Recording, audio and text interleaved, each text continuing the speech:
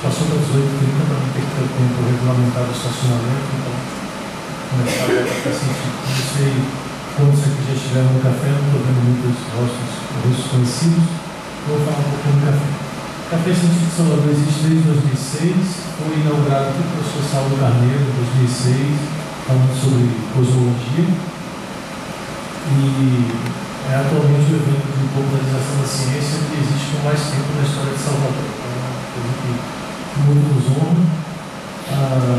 Faz algum momento que a gente veio aqui para a biblioteca, antes de ser uma livraria IBM, que ela tinha uma loja na rua da Plenagem, direito da Plenagem, e é um evento que traz pessoas destacadas da comunidade científica aqui do Estado para falar sobre assuntos de ciência que tenham apelo, que tenham interesse para a população em geral. Ele é promovido pelo Programa de Pós-Graduação em Ensino, Filosofia e História das Ciências, que é um programa da UFBA, do UFES, Conceito 5 na CAPES, e pela Livraria de Multicampo, desde o começo, nossa parceira, e pela Biblioteca Pública do Estado, Fundação do Equipamento, que nos abriga e nos dá toda a infraestrutura para a realização do café. A gente, além do Café Científico Salvador, tem o Café Científico UFBA, que acontece lá no cinema da UFBA, a cada 3 meses, e a diferença principal é que a gente traz um pesquisador de outro estado, de outro país, para falar também sobre o tema de interesse, e a gente é sempre a mesma, uma fala que é muito mais uma conversa e depois uma discussão. Em geral, os palestrantes têm 30 e 40 minutos para falar, depois a gente abre para essa discussão.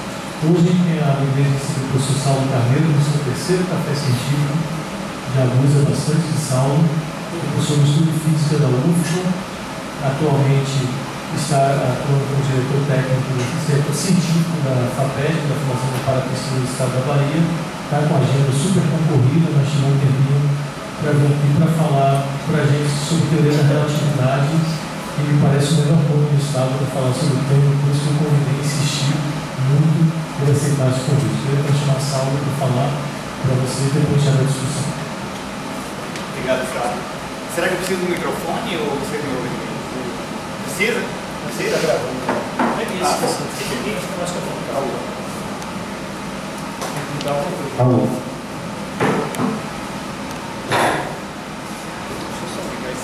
Esse cabo para não dar descarregar durante o...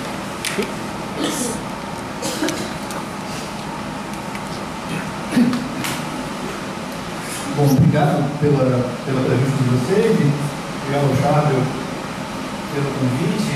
Como ele disse, é a terceira vez que eu falo no Café Científico. A primeira vez foi sobre a teoria da relatividade geral, acho que foi isso.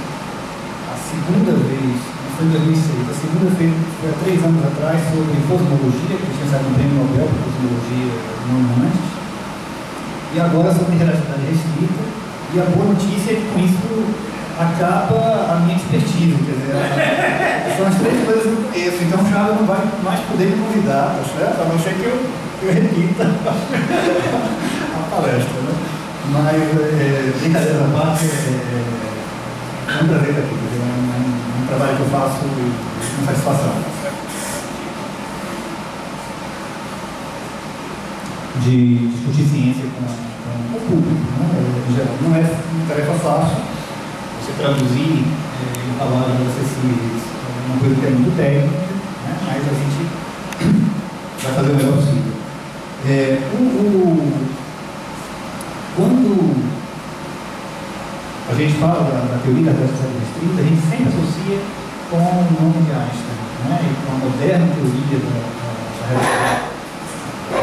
da relatividade. Na verdade, o princípio da relatividade é muito anterior. O princípio da relatividade, ele nasce lá, desculpe a redundância, no Renascimento, tá certo? No final da Idade Média, início da Idade Moderna, quando o modelo de mundo, como se dizia, né, geocêntrico, com a Terra no centro do universo, começou a ser substituído pelo modelo heliocêntrico, onde o Sol é no centro do sistema solar, né?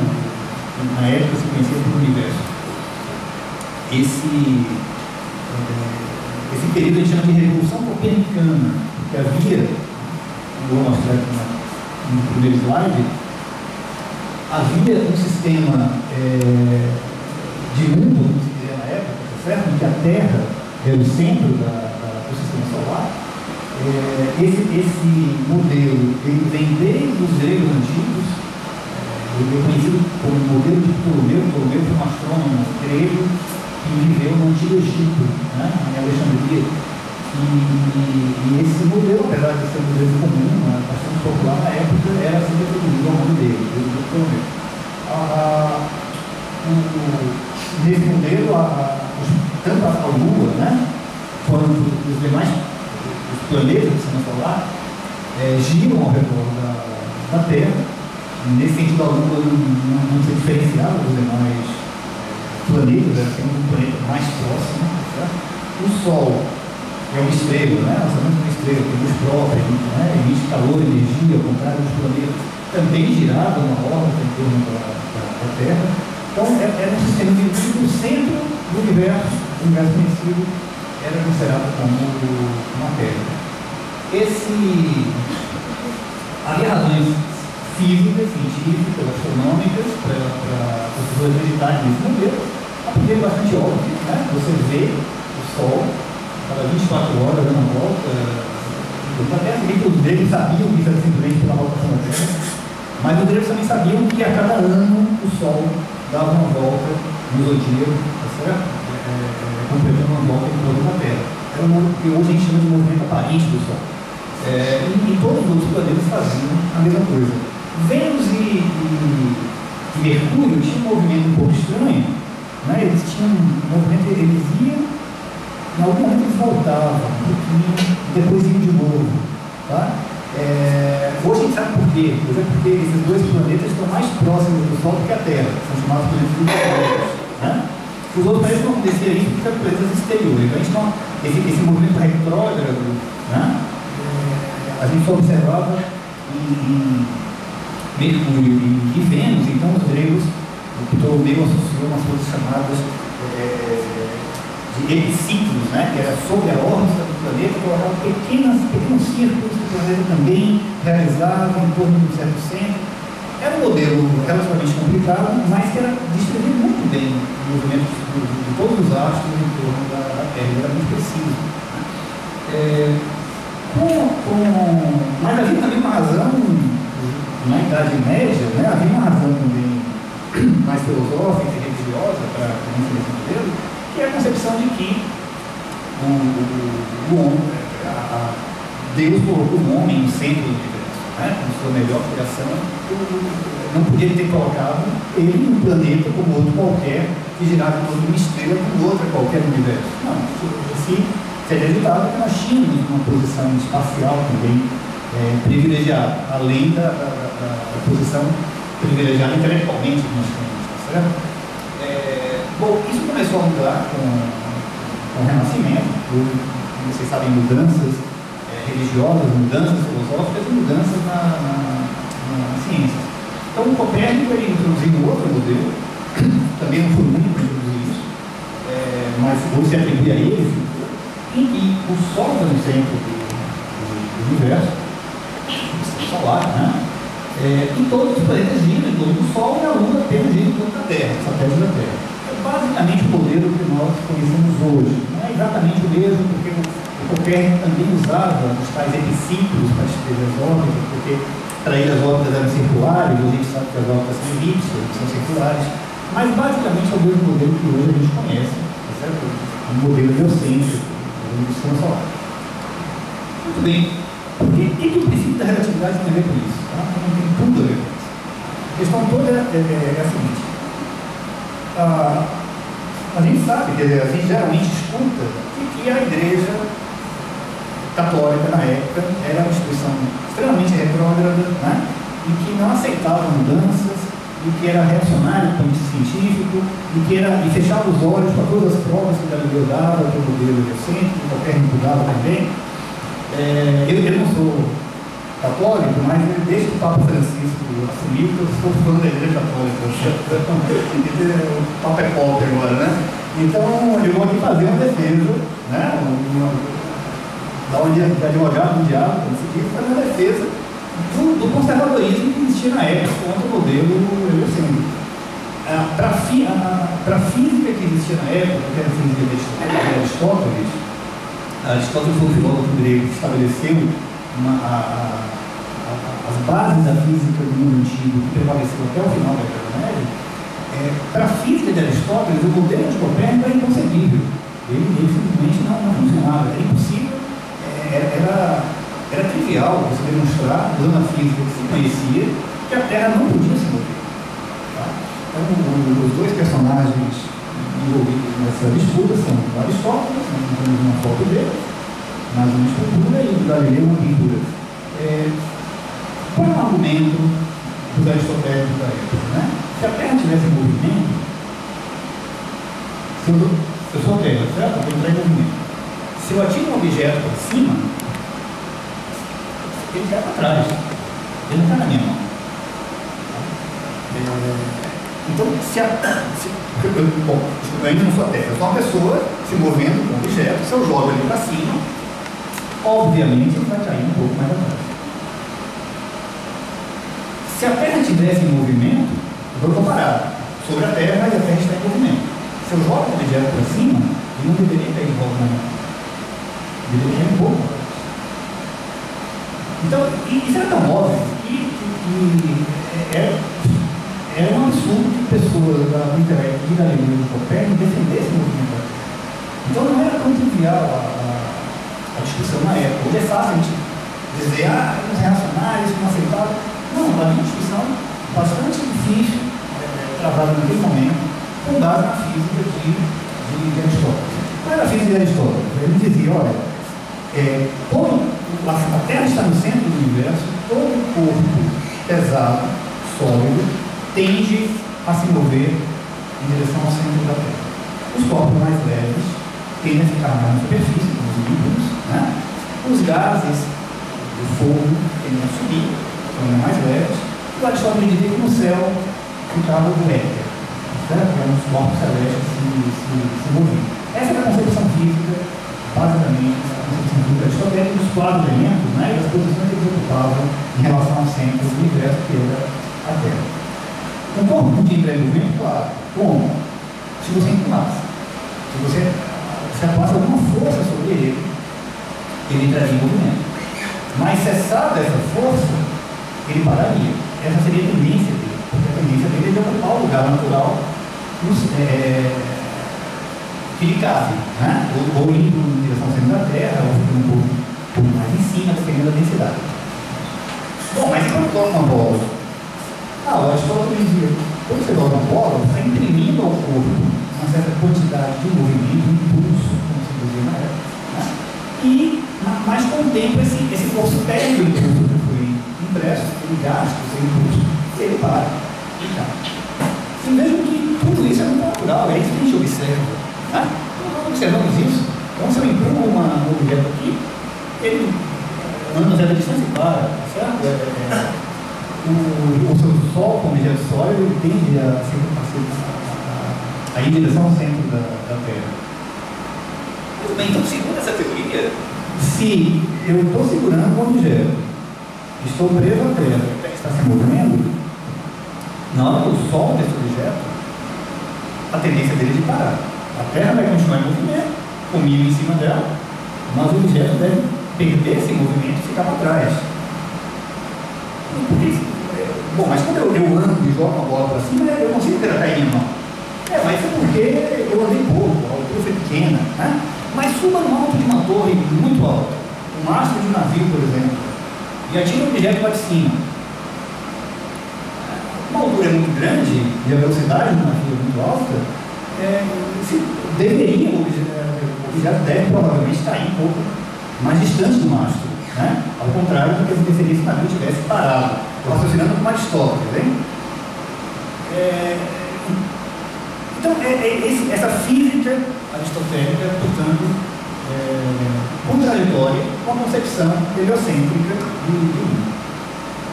O que foi que fez o Galileu? O Galileu ele era um defensor do modelo copernicano. Você falou, tá bom, a física de Aristóteles não serve para o modelo copernicano, então o que eu vou fazer é mudar a física de Aristóteles. Aí eu vou construir uma nova física. A gente pode chamar de física galileana, que mais tarde passou a se chamar física newtoniana, que a gente conhece hoje. Então Galileu dizia o seguinte, ó, vamos fazer alguns experimentos. Né? Se eu jogo então um objeto nessa mesa, ele tende a parar, porque perdeu o seu impulso. Na verdade, o Galileu mostrou que o que fazia o corpo parar era simplesmente um atrito entre ele e a mesa, ou entre ele e o ar. Então ele bolou experimentos em que ele fazia a mesa cada vez mais lisa, e percebia que o objeto percorria distâncias cada vez maiores. A gente faz isso na universidade, em alguns colégios também, uma mesa de gelo, pode-se usar gelo ou pode-se usar vapor, de gelo seco, né? Aquele vaporzinho de forma, você joga um objeto muito liso e ele vai embora, ele para, tá certo? Então, o Galileu mostrou com isso.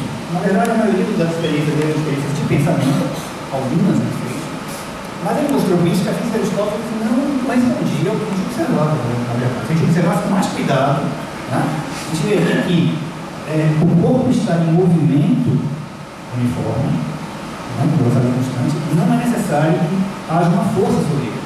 Se não agir força nenhuma sobre ele, ele vai continuar com esse movimento. Se ele está parando, é porque o atrito está fazendo ele parar, e o atrito também é uma força. O que acontece com a experiência do navio com mastro, né? O argumento do Galileu é o seguinte: imagine que o navio está parado. Você solta do alto do mastro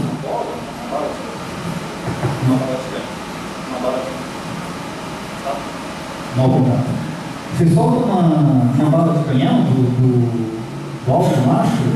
Se o navio está parado, ela vai ter exatamente no pé do mastro. Agora, o navio em movimento. Para os aristotélicos, a bala de canhão cairia um pouco mais atrás, porque o navio está se movendo. Na hora que você solta a bala, não tem mais nenhuma força colocando ela em movimento, então ela vai ficar parada em relação à terra, enquanto o navio anda em relação à terra. E ela vai cair um pouco mais atrás. Então, vamos ver agora assim? Esse raciocínio vai Aristóteles. O que Galileu vai dizer? Olha, o navio está andando, porque o cara lá segurando a bala de canhão. Na hora que ele solta a bala continua andando, por inércia. Não tem nenhuma força sobre ela. O movimento que ela tinha permanece com ela. Ela não vai perder esse movimento.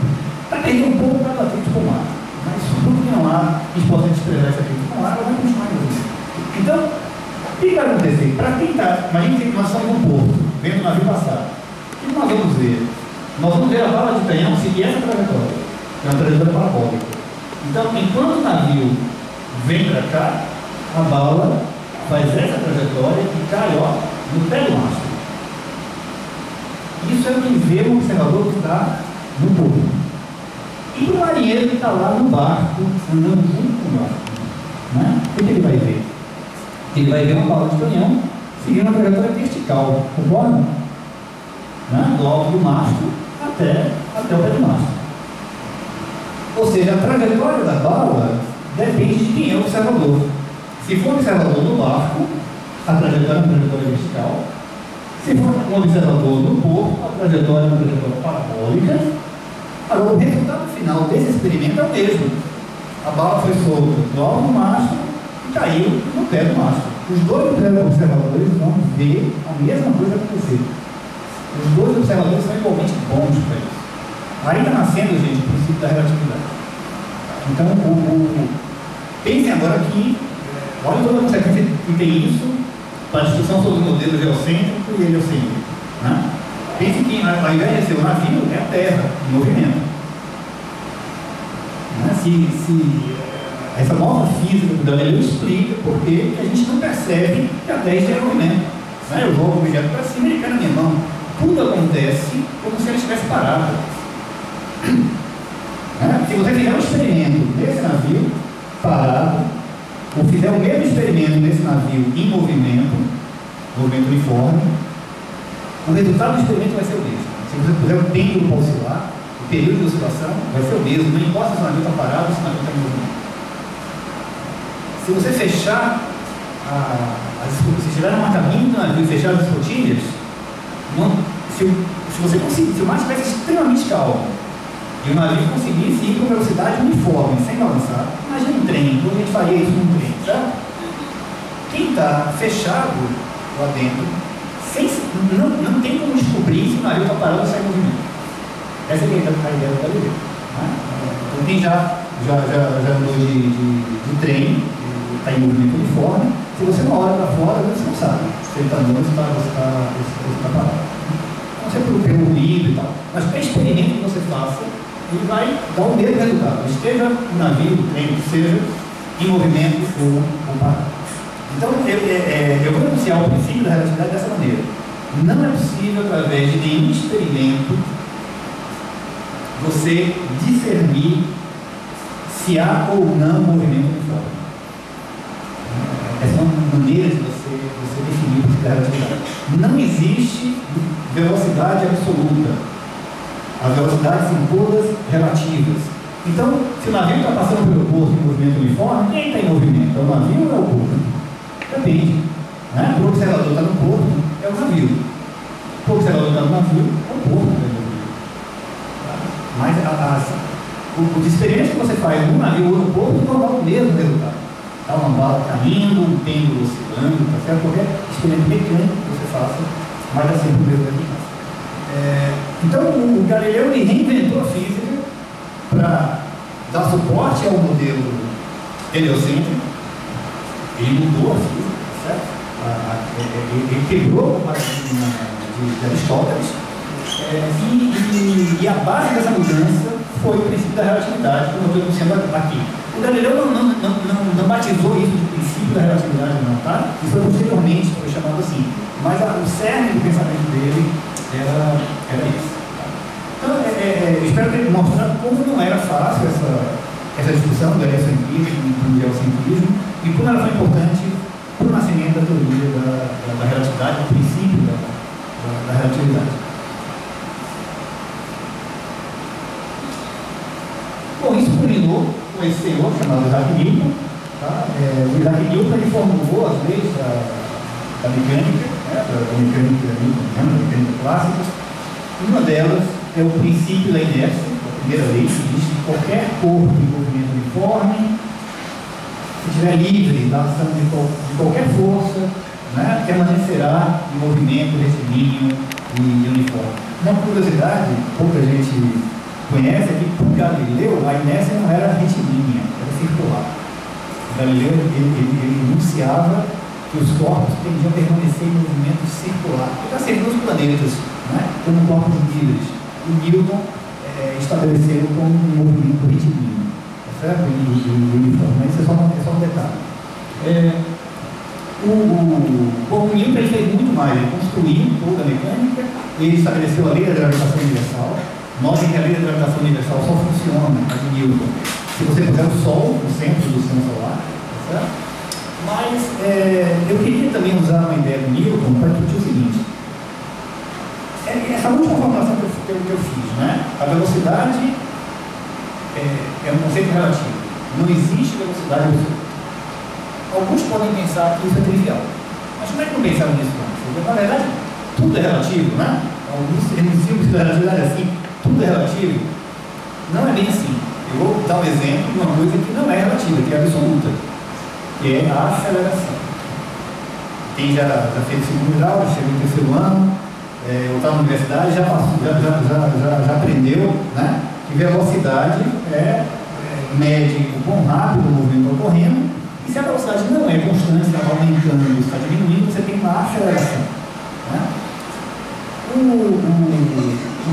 Newton bolou um experimento que mostrava que, apesar da velocidade ser um conceito relativo, a aceleração não é. A aceleração é uma coisa absoluta. O experimento é o seguinte.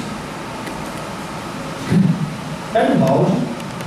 Gente, eu vou falar de três experimentos aqui muito triviais. O da bala de canhão, viu? O experimento foi Galileu, não sei se foi feito, mas foi feito por ele. Esse do balde de Newton e depois o experimento de Einstein, que eu vou falar no final. Uma característica curiosa, os três experimentos são extremamente simples de entender, de visualizar. O de Einstein é muito difícil de realizar em laboratório, mas é muito fácil de entender, de igualar. Vou chamar de experimento de pensamento. Tá? Que Einstein usava muito. Né? Esse do Newton é muito simples de conceber e de fazer, qualquer um pode fazer em casa. Você enche um balde com água, depois você gira ele de maneira a enrolar a corda o máximo possível. E solta. E o balde começa a girar. Gente, o movimento circular é um movimento acelerado. O balde está girando, ele tem aceleração centrípeta. Certo? Ele está acelerado. E a água dentro dele também está acelerada. À medida que ele vai acelerando, a água vai ganhando, a superfície da água vai ganhando uma concavidade. Tá? E fica assim. Então o balde parado, a superfície da água estava assim, o balde girando, no movimento acelerado, a superfície da água forma uma pequena concavidade. Notem a diferença. Se eu pegar esse balde e colocá-lo naquele nosso navio de Galileu, em movimento uniforme, a superfície da água vai ficar plana ou vai ficar curva? Eu pego o balde em Newton, sem girar a corda. Pego o balde. Está aqui no porto, a superfície da água está plana. Coloco ele agora no navio de Galileu. Está se movimentando em linha reta com velocidade constante e uniforme. O marinheiro vai ver a superfície da água curva ou plana? Podem responder. Plana. Plana. Né? Aquilo que nós discutimos. Nenhum experimento é capaz de discernir uma velocidade absoluta. Então, se o navio está parado, se o navio está andando, se for em movimento uniforme, a superfície da água vai ficar plana. Então, a velocidade absoluta não existe. Não há nenhum experimento que possa discerni-la.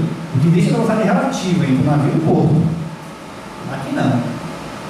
Aqui, se eu olhar para a superfície do balde, imagine que eu boto o balde numa espécie de carrossel e subo no carrossel.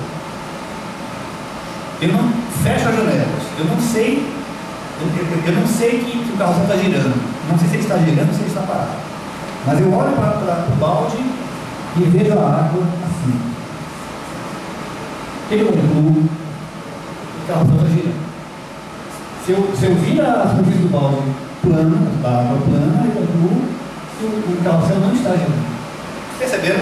O movimento giratório ele é absoluto. Essa aceleração é uma coisa absoluta. Eu consigo, através de experimento, saber se existe ou não aceleração. Enquanto que velocidade não. A velocidade, eu não consigo discernir se há ou não movimento. Apenas se há movimento relativo, mas não movimento absoluto. Então, isso é para mostrar que não é trivial esse raciocínio do Galileu, essa descoberta do Galileu, que a relatividade não é trivial. Mas é também o seguinte, que o Newton, ele acabou definindo o que hoje a gente chama de sistemas inerciais. O que são sistemas inerciais? Sistemas inerciais são observadores que, se tiver com o balde na mão, a superfície da água fica plana. Aí você fala, olha, estamos num sistema de referência inercial. Se eu agora esse observador começar a andar em movimento uniforme, a superfície da água vai continuar plana, ele vai continuar sendo um observador inercial. Agora, se ele começar a acelerar, ele pegar o balde, começar a girar, ou começar a correr de maneira cada vez mais rápida, também é aceleração, certo? Ele vai ver a superfície da água ficar côncava ou correr mais para um lado do que para o outro. Isso seria um observador não inercial. Então, uma forma mais moderna de você definir o princípio da relatividade é o seguinte: todos os referenciais inerciais são equivalentes. Experimentos feitos por qualquer observador inercial vão dar sempre o mesmo resultado. Certo? E sistemas inerciais são aqueles que têm velocidade constante uns em relação aos outros. Gente, ao chegar nesse ponto, nós acabamos com o conceito antigo do espaço absoluto. Então, para os antigos, para Aristóteles, por exemplo, havia um referencial privilegiado. É o referencial da Terra. A Terra está no centro. Os corpos pesados tendem a cair no centro da Terra. Se eu paro de exercer uma força sobre um corpo, ele vai parar. Vai parar em relação a quem? Vai parar em relação à Terra. Então, o referencial da Terra é um referencial privilegiado. O espaço definido por esse referencial é um espaço privilegiado. Tá? O princípio de relatividade de Galileu acabou com o conceito de espaço absoluto. O espaço passou a ser uma coisa relativa. Lembra a trajetória da bala de canhão? A trajetória é parabólica ou é uma linha reta? Depende. Depende de quem está observando. Se for observado do porto, é uma parábola. Se for observado por alguém no navio, é uma linha reta. Então, veja que a nossa concepção de espaço ficou relativa. A própria geometria ficou uma coisa relativa. Né? Então, o princípio da relatividade, ele mudou. Em primeiro lugar, ele quebrou, em primeiro lugar, a concepção de que o espaço é uma coisa absoluta. Estabelecer que o espaço é uma coisa relativa e a sua medida depende de quem faz a medida. Né? Depende do observador, depende do sistema de referência.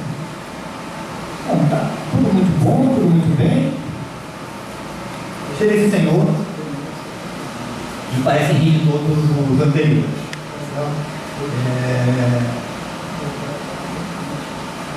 Ele vai abraçar o princípio da relatividade de Galileu, mas ele vai aproximar. Ele vai mostrar, de uma forma final, que não só o espaço não é mais uma coisa absoluta, mas o tempo também não é mais uma coisa absoluta. Não só o espaço, a medida do espaço depende do observador, do sistema de referência, mas a medida do tempo, o ritmo dos relógios também depende do observador. Então hoje a gente conhece o princípio da relatividade de Einstein, mas na verdade o que Einstein fez foi generalizar o princípio da relatividade que já havia sido definido antes, certo? Formulado antes. Por que ele teve de fazer isso? Não é porque ele quis, porque estava com vontade, não, tá? O problema todo surgiu de uma outra teoria. Até aqui eu falei de mecânica, né? Cinemática, dinâmica, queda de corpos, tá certo? Movimento de pêndulos, superfície de líquido, né? Um balde em rotação. Tudo isso são experimentos da parte da física que a gente chama de mecânica, tá? Bom, só que no século XIX já estava bastante amadurecida uma teoria física chamada eletromagnetismo. Aqui estuda os campos elétricos e magnéticos. E mais tarde veio estudar, incorporar os fenômenos luminosos, certo? Essa teoria teve várias descobertas, vários fenômenos envolvidos, vários descobridores, né? Para o que nos interessa aqui, esse experimento que a gente chama de experimento de indução eletromagnética é particularmente importante. O Einstein começa o artigo dele sobre a relatividade restrita, em 1905, a abertura do artigo é discutindo esse experimento. Tá? Vocês vão entender por quê. O experimento consiste no seguinte: eu tenho aqui um anel condutor, por exemplo, né, pode ser um cobre, fio de cobre, enrolado, tá certo? Como uma bobina. Se forem vários anéis, chama de bobina, isso multiplica o fenômeno, né? Pode ser um anel só. E nós temos aqui um ímã, do polo norte e polo sul. Está aqui o anel parado, está aqui o ímã parado, e a gente eu pego o anel e empurro em direção ao ímã. Na hora que eu empurro o anel em direção ao ímã, se eu ligar um multímetro aqui no anel, eu vou perceber uma corrente passando no anel. Tá? Isso se chama de indução eletromagnética. Então, não tinha nada, não tem, o anel não está ligado em tomada nenhuma. Tá? Peguei o anel, empurrei em direção ao ímã, foi um choque. Passou uma corrente no anel. Né? Por que acontece isso? Eu vou aqui mostrar a equação nenhuma nesse cenário, só um que posso mostrar para vocês, tá certo? Mas, qualitativamente, o que acontece é o seguinte. Vamos lá, interações entre cargas elétricas. Duas cargas elétricas paradas interagem através de uma força que a gente chama de força de Coulomb, né? Interação elétrica. Agora deixa eu botar um ímã que tem um campo magnético e uma carga parada. O que acontece? Nada. A carga parada não interage com o ímã. Então vamos pegar essa carga e colocar em movimento. Eu faço isso, a carga é defletida pelo ímã. A carga percebe a presença do campo magnético do ímã se eu colocar em movimento. A gente chama isso de força de Lorentz, tá? Ou força magnética. Então a força que qualquer carga sente na presença, se estiver em movimento, na presença de um campo magnético. Então, lembrem que o anel de cobre, tem um monte de pequenos de cargas negativas aí, a gente chama de nuvem eletrônica. São um monte de elétrons que estão fracamente ligados aos núcleos e formam uma nuvem na superfície do cobre. Na hora que eu coloco o anel em movimento, eu estou fazendo todas essas pequenas cargas dos elétrons entrarem em movimento. Elétron em movimento, carga elétrica em movimento, no campo magnético aparece uma força sobre ele, a força magnética, e essa força que coloca ele em movimento ao longo da espira, gerando uma corrente. Então, é essa a explicação básica desse fenômeno. Tá? Então, a espira entrou em movimento, os elétrons estão se movimentando no campo magnético, aparece uma força magnética sobre ele e coloca ele em movimento na espira, gerando uma corrente. Todo mundo entendeu isso? Como aconteceu o fenômeno? Bom, agora vamos fazer diferente. Vamos deixar a espira parada, e eu pego agora o ímã novo, certo? Em direção à espira. Vai aparecer corrente ou não vai aparecer corrente? A espira está parada. Agora o ímã está se aproximando. Por que está me dando? Você acha que vai aparecer corrente? Porque você sabe ou tem alguma razão? Pela lógica. Movimento relativo. Tem uma simetria aí, né? Não é? Eu estou falando de movimento uniforme, velocidade constante. Ele está dizendo que tanto faz se a espira está em movimento em relação ao ímã ou se o ímã está em movimento em relação à espira.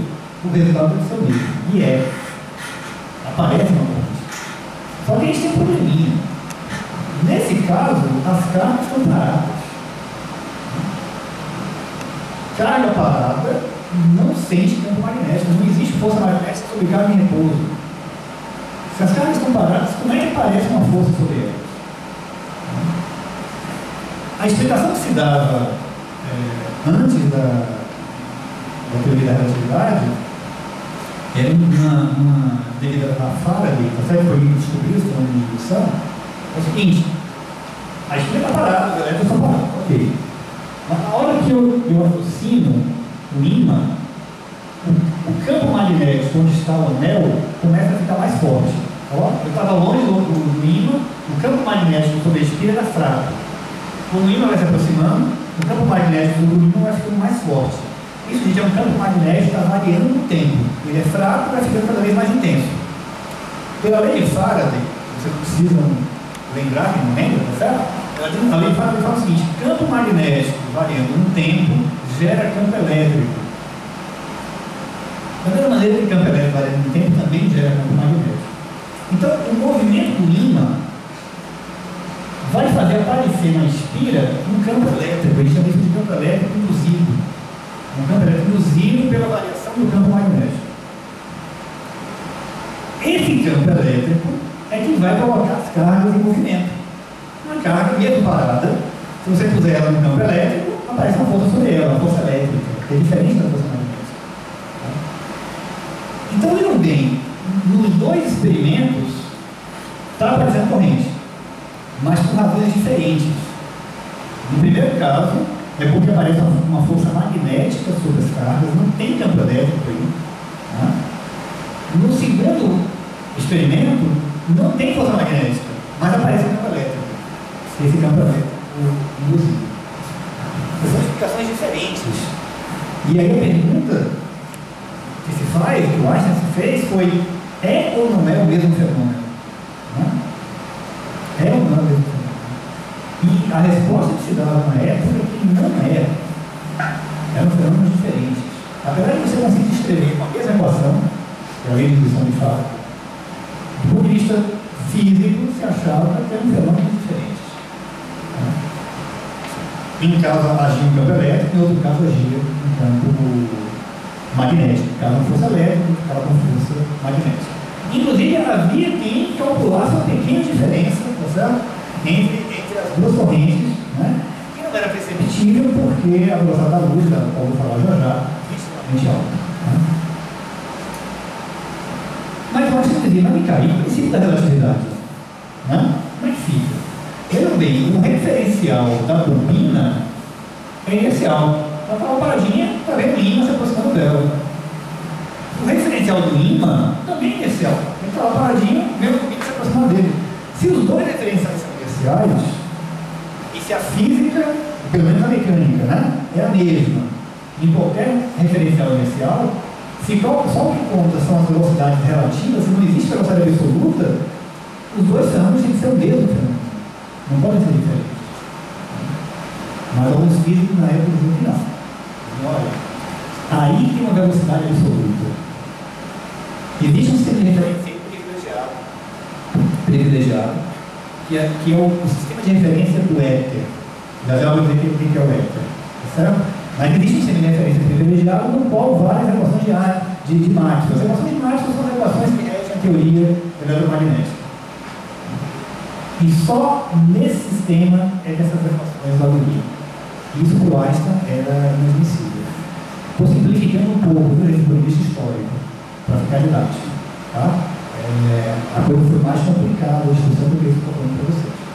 Mas o que incomodava muito Einstein era o fato de o princípio da relatividade não ser manifesto no eletromagnetismo, não ser manifesto nesse experimento. Parecia que o eletromagnetismo rompia com o princípio da relatividade. Eu vou dar um outro exemplo. Se eu passar do tempo, me fala. Eu já sei. Faltam 2 minutos para 40. 3 minutos. Vou dar um outro exemplo. A única equação que eu vou mostrar aqui. Certo? A teoria eletromagnética se baseia nas equações de Maxwell. E com as equações de Maxwell você consegue obter essa equaçãozinha aí, fazendo alguns pontinhos. A gente chama isso aí de equação de ondas. Tá? Essa equação é a equação universal. Ela rege qualquer fenômeno angulatório. Então, por exemplo, uma onda numa corda, né, o rapaz ali, ele fez um pequeno movimento brusco na corda, gerou um pulso, uma perturbação, e esse pulso está se propagando pela corda. A gente chama isso de uma onda. Notem que a corda está parada. Bom, na vertical ela tem movimento, né, na hora que passa o pulso, mas na horizontal ela está parada. Ninguém está levando a corda para a direita ou para a esquerda. A corda não está se movimentando na direção da onda. A onda apenas carrega energia, né?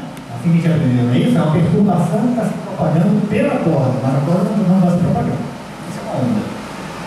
A equação que rege esse tipo de fenômeno tem sempre essa forma aqui. Esse pode ser qualquer coisa, tá certo? Isso aqui a gente chama de derivadas em relação ao espaço, derivadas em relação ao tempo, né? De segunda ordem, só para deixar vocês um pouco mais assustados. Mas o importante é isso aqui, ó. Essa coisa que aparece aqui. Se você olhar para uma equação de onda, isso que você está vendo aqui é a velocidade da onda. Então, por exemplo, se for uma onda sonora, 340 metros por segundo, né? A 20 graus Celsius, 0 graus Celsius, não lembro. Essa velocidade é a velocidade que aparece aqui. Se for uma onda numa corda, aí você vai ter que calcular qual é a densidade da corda, qual é a tensão da corda, né? E aí você descobre quem é a velocidade e coloca a velocidade aqui. Muito bem. Pergunta é, essa velocidade, já que não existe velocidade absoluta, essa velocidade é velocidade em relação a que observador? A que sistema de referência? A resposta é, no caso de uma corda, é a velocidade da onda em relação ao sistema de referência no qual a corda está parada. Vamos chamar de sistema de referência do laboratório. O nosso aqui, a corda esticada aqui, está parada, a onda se propaga com essa velocidade que entra aqui, que é de 40 metros por segundo. É claro que se eu pego a corda, gero um pulso e saio correndo atrás dele, qual vai ser a velocidade do pulso em relação a mim? 0. Eu vou ver o pulso parado o tempo todo. Vocês vão ver o pulso em movimento. Mas eu acompanhei o pulso. Então, eu sou um observador inicial, para mim a velocidade do pulso é 0. Se o Charles gera lá uma onda, para cá, e eu corro para lá olhando para o pulso, eu vejo o pulso se propagando com uma velocidade maior do que 340 metros por segundo. Desculpa, do que a velocidade do pulso na corda. Certo? Então a velocidade que entra ali não é qualquer velocidade, é a velocidade em relação ao meio onde a onda está se propagando. Então quando a gente fala, a velocidade do som é 340 metros por segundo, em relação a que referencial? Aqui o observador. Em relação ao observador no qual o ar está parado. Então aqui o ar da estação está parado, né? média da velocidade do som é 240 metros por segundo. Se estivesse ventando aqui, né, ventando forte para lá, a onda ia se propagar com uma velocidade maior em relação a nós. Eu teria que somar a velocidade do som à velocidade do vento. Mas a velocidade que entra naquela equaçãozinha ali é a velocidade em relação ao meio, né, em que a onda se propaga, em que o ar está parado, então a velocidade do som. Está todo mundo acompanhando isso, gente? Então, olha só, o problema do eletromagnetismo é que essa velocidade que apareceu aqui, que vale 300 mil km por segundo, velocidade altíssima, é uma constante que está nas equações de Maxwell e que aparece aí com a velocidade de alguma onda. Que onda? Né? Então você tem para entender que, na verdade, existem ondas, são ondas mecânicas, que são ondas eletromagnéticas. São campos elétricos e magnéticos que estão variando no tempo. O campo elétrico variando no tempo gera um campo magnético, que está variando no tempo, que gera um campo elétrico, e com isso essa perturbação vai se propagando pelo espaço. Com que velocidade? Com essa velocidade que veio lá das equações de Maxwell e que apareceu aí. E que você calcula e dá 300 mil quilômetros por segundo. Né? Se descobriu depois que a luz nada mais é do que uma onda eletromagnética. E aí foi que a ótica foi incorporada ao eletromagnetismo. Aí surgiram duas perguntas. A primeira é: qual é o meio em que essa onda se propaga? Segundo, essa velocidade é a velocidade em relação a que referencial, a que observador? Então, a resposta que deram foi: olha, o meio em que ela se propaga é um meio chamado éter de etéreo, né? O etéreo de éter, não sei, tá certo? Mas o que é etéreo? Né? É uma coisa que você não percebe. Ele é tão tênue que você passa por ele e ele não se manifesta. Ele não se manifesta em experimentos mecânicos. Ele se manifesta apenas em experimentos eletromagnéticos. Então, tênue, né? Então, etéreo que ele é. Né? Então, por isso se resolveu o problema do meio. Existe um meio. Os físicos realmente, até o final do século XIX, do século XX, acreditavam que esse meio existia. Existe um meio onde a onda eletromagnética se propaga. E que velocidade então é essa que aparece na equação? É a velocidade da onda em relação a esse meio, em relação ao éter. Mas aí surge um problema. Então, peraí. Você está dizendo que o referencial que o éter está parado é um referencial privilegiado? Privilegiado no seguinte sentido: as equações de Maxwell, que são a base da teoria eletromagnética e das quais saiu essa equação de ondas, elas só valem nesse meio, então? Porque esse C que apareceu aí veio daquela equação. Então você está me dizendo que as equações de Maxwell, o eletromagnetismo, ele define um sistema de referência privilegiado do sistema de referência elétrica. É isso? E a resposta é isso. Eu acho que dizia não, isso eu não aceito. Isso rompe com o princípio da relatividade. Me fala que uma teoria fundamental deve ser a mesma em qualquer sistema de referência. Não pode haver um experimento que me diga que há um movimento absoluto em relação ao éter ou em relação ao outro. Então é imperguntável como. Esse diálogo que eu estou inventando, viu, gente? Não perguntando para o Einstein, mas então essa velocidade em relação ao que meio? A que sistema de referência? Essa velocidade em relação a qualquer sistema de referência.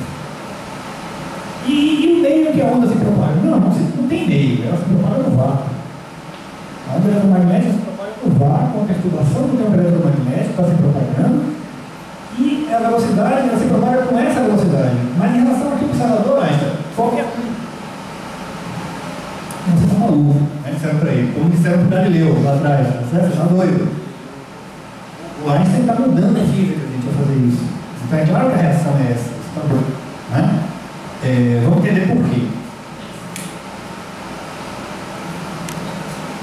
Vamos supor que nós temos dois carros, dois automóveis em movimento. O de trás são mais velozes, né? São velocidades típicas numa rua pequena de Salvador, certo?